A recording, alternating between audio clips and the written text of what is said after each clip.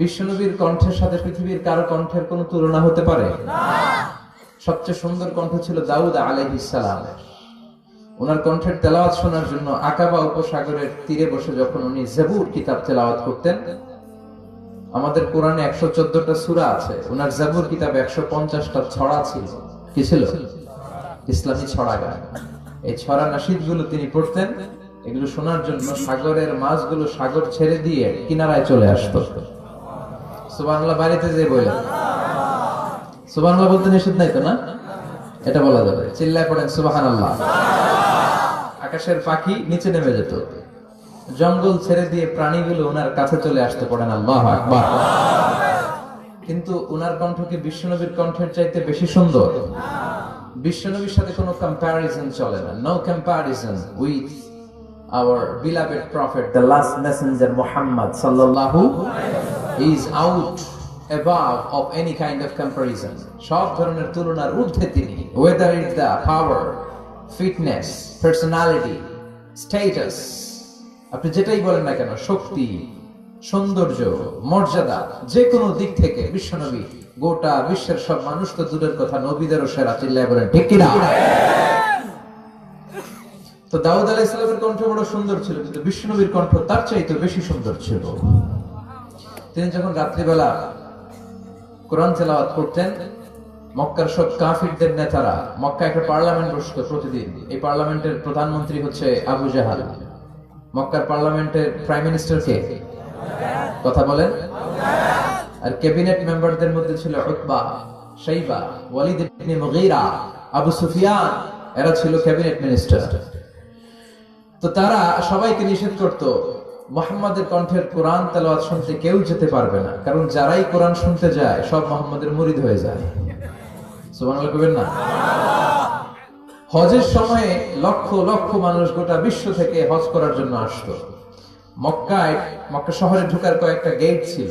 আবু জাহাল ওই গেটে কিছু লোক ফিট করে দিল যে যারাই হজ করতে আসবে এদেরকে বলে দিবা যে আমাদের এলাকায় নতুন এক পাগল আসছে, এই পাগলের নাম মুহাম্মদ ইবনে আব্দুল্লাহ। পড়েন না আউযুবিল্লাহ। খবরদার, তোমরা হজ করতে আসছে ভালো কথা, হজ করবা, খেজুর খাইবা, জমজমের পানি নিবা, মাগার মুহাম্মাদের কাছে যাইবা। ওর কাছে গেলে সবাই কি হয়ে যায়? যারা যায় এরাও পাগল হয়ে যায়। সব মক্কার গেটগুলোতে লোক সেট করে দেয়া হলো। হজের মৌসুমে জিল হজে ঢুকতে লাগলো লোকজন। আবু জাহেলের সেট করে দেয়া লোকজন বলল, কেউ যাবা না মুহাম্মাদের কাছে, ও একটা পাগল। যারা আসতেছিল এরা কেউ কিন্তু বিশ্বনবীর কথা জানতো না। জানতো? ওরা যখন শুনছে একটা পাগল আছে, ওরা মনে মনে কইল দেখি তো পাগলে কি করে। তার মানে অপপ্রচার কেমন যেন প্রচার হয়ে গিয়েছে। সুবহানাল্লাহ পড়েন। তো আমাদের বিরুদ্ধে অপপ্রচার করলে আমাদের প্রচার হয়ে যায়। আমাদেরকে জেলখানায় ভরলে আমরা জেলখানার সবগুলোরে আল্লাহওয়ালা বানায় দিয়ে চিল্লায় বলেন ঠিক কিনা? ইসলাম এটাকে থামিয়ে দেয়া যায় না। যারা ইসলামের বিরোধিতা করে এরা ইসলামের নেচারকে চিনে নাই। ইসলাম হচ্ছে চারা গাছের মতো। চারা চিনেন নাকি? কক্সবাজার কি বলেন? বীজ। বীজ বা চারা। এই বীজ, ইসলাম হচ্ছে বীজের মতো। ইসলাম বিরোধীরা ইসলামকে মাটির নিচে গেড়ে ফেলতে চায়, কিন্তু গাড়লে কি হবে? এটা তো বীজ। মাটির নিচে বীজ গাড়লে কি হয়? সুবহানাল্লাহ কইবেন না? মক্কার গেটগুলোতে দাঁড়িয়ে দাঁড়িয়ে অপপ্রচার শুরু করে দিল। Don't go to Muhammad, he is completely mad. পাগল, যেও না। সবার মনে চিন্তা, ঘটনা কি? কে এই মুহাম্মদ? নাম শুনি নাই। হজ করি আর না করে আগে হেবাটার কাছে যাইতে হবে। আল্লাহু আকবার। সবাই বিশ্বনবীর কাছে যায়, চেহারা দেখে কোরআনের বাণী শুনে কালিমা পড়ে মুসলমান হয়ে যায়। আবু জাহেল আবার মন্ত্রী পরিষদের বৈঠক ডাকলো, খবরদার কাউকে যেতে দেয়া যাবে না, কেউ যাবে না। কিন্তু কি আজীব তামাশা, প্রতি রাতে আবু জাহেল লুকিয়ে লুকিয়ে নিজেও যায়। না জানি কত সুন্দর ছিল বিশ্বনবীর কণ্ঠ, না জানি কতটা চমৎকার সুরের ঝংকার খেলতো আমার নবী যখন তেলাওয়াত করত, না জানি কি সুরের লহরী ছিল বিশ্বনবীর গলায়। কাফের হয়েও, বিরোধিতা করেও কোরআন না শুনলে পেটের ভাত হজম হয় না, রাতে ঘুম আসে না। প্রতি রাতে আবু জাহেল যায়। তো আবু জাহেল যেহেতু যায়, বাকিরাও লুকিয়ে লুকিয়ে যায়। সবাই দিনের বেলা বলে কেউ যাবে না। কি বলে? দিনের বেলা বলে কেউ। ভাইয়েরা আমার, বোনেরা তোমার, খবরদার কেউ যাবেন না, রাত্রে নিজেই যায়। তো আবার মাঝে মাঝে রাত্রেবেলা নিজেদের সাথে নিজেদের দেখাও হয়ে যায়। কত বড় টাকা! একজন বিশ্বনবীর বাড়ির এই পাশে, আরেকজন এই পাশে, আরেকজন এই পাশে, আরেকজন এই পাশে। বিশ্বনবী যখন তেলাওয়াত শেষ করেন সবগুলো দেয় দৌড়। ফিরে ফিরে আসার রাস্তা একটা, কয়টা? ওই রাস্তায় দেখা হয়ে যায়। আবু জাহেল বলে, কিরে আসলি কেন? সবাই কয়, তুমি না, তা তুমি আসছো কেন? দিনের বেলা তো বড় বড় বক্তব্য হাঁকাও, রাতের বেলা এরকম চোরামি করো কেন? আবু জাহেল বলে, ঠিক আছে, তোরাও করছিস, আমিও করছি, কইস না, কারো কাছে কইস না। সবগুলা চোর, সবগুলা কি? আর চোরে চোরে খালাতো ভাই। তো এই সব খালাতো ভাইরা লুকিয়ে লুকিয়ে চোরের মতো তেলাওয়াত শুনতে যেত। আবু জাহেল বলল, কেউ যেতে পারবে না, সবাই রাজি।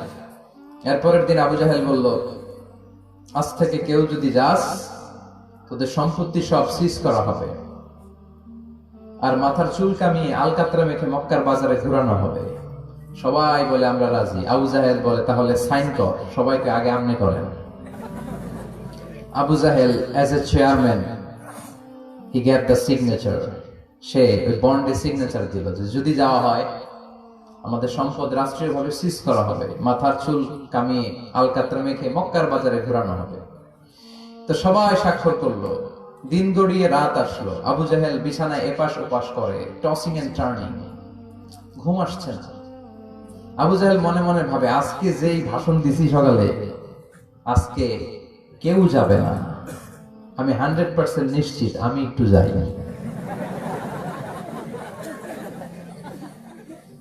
মজার ব্যাপার হলো, উতবা, শাইবা, ওয়ালিদ ইবনে মুগীরা তারাও নিশ্চিত যে কেউ যাবে না। তারাও বাড়িতে বসে নিশ্চিত যে কেউ যাবে না, আমি একটু। আজকেও সব খালাতো ভাইয়েরা, কেউ ডানে, কেউ বায়ে, কেউ সামনে পেছনে। বিশ্বনবীর বাড়িটা এখন যেখানে, এটা সৌদি গভর্নমেন্ট ওই জায়গায় লাইব্রেরি করে রেখেছে। লাইব্রেরি, জ্ঞানের আলো বিতরণ হচ্ছে, গেলেই ফ্রি বই। ফ্রান্সের মানুষ ফ্রেঞ্চ ভাষায় ট্রান্সলেট করা কোরআনের অনুবাদ, বাঙালি বাংলা ভাষায়, ইন্ডিয়ান হিন্দি ভাষায়, কেরালা ভাষায়, মান্ডারিন, ইংরেজিতে তো আছে। বিশ্বনবীর ওখানে গেলেই বই। তার পাশে এই প্রাইম মিনিস্টারের বাড়ি, মানে আবু জাহেলের বাড়ি। ওইখানে গেলে ফ্রি দুর্গন্ধ পাওয়া যায়, ফ্রি, কোনো টাকা দেওয়া লাগবে না। আর বাংলাদেশের হাজিরা ওইখানে গেলে সবাই ওইটারে খোঁজে। বাংলাদেশিরাও খোঁজে, পাকিস্তানিরাও খোঁজে, চায়নার উইগুর প্রদেশের যারা, আমাদের সাথে অনেক কিছু মিল আছে। হানাফি স্কুল অফ থট তারা প্র্যাকটিস করে। সবাই জেদ্দাতে নেমেই আগে বলে, আবু জাহেলের বাড়ি কই? সবাই বলে, আপনি তো আসছেন উমরা করতে, আবু জাহেলের বাড়িতে কি করবেন? যাই হাইগা বলাই দিয়ে আসবেন। প্রাইম মিনিস্টারের বাড়িতে যে গোটা বিশ্বের মানুষ পায়খানা করে দুর্গন্ধ করে দিয়ে আসে। এজন্য প্রাইম মিনিস্টারদেরকেও সাবধান হওয়ার দরকার আছে না নাই?